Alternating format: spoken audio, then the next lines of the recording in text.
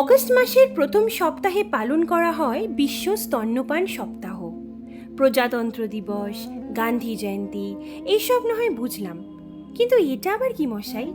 আর কেনই বা এত কোটি কোটি টাকা খরচ করে এই প্রচার চালানো হয় প্রত্যেক বছর প্রতিটি দেশে? কেনই বা আমি এই এতগুলো টপিক ছেড়ে কেবলমাত্র এই টপিকটা নিয়ে ভিডিও সিরিজ বানাতে চলেছি পুরো সপ্তাহ জুড়ে? আসুন জেনে নিই বিস্তারিতভাবে।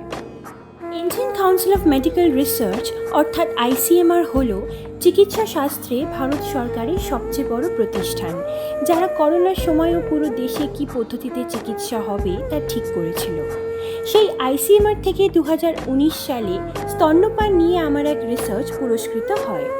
তাই আসুন বিশ্ব স্তন্যপান সপ্তাহে আমরা এক দিন জেনে নিই এক গুরুত্বপূর্ণ তথ্য।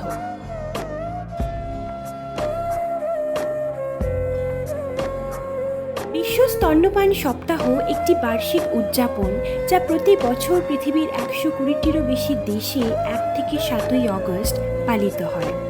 শিশুকে বুকের দুধ খাওয়ানোর উৎসাহ দিতে, শিশু এবং মায়ের স্বাস্থ্যের উন্নতি ঘটাতেই এই কর্মসূচি। এছাড়া সঠিক সময়ে সঠিক তথ্য জানলে আপনি নিজেকে ক্যান্সার এবং সদ্যজাত শিশুটিকেও মৃত্যুর হাত থেকে পারেন বাঁচাতে।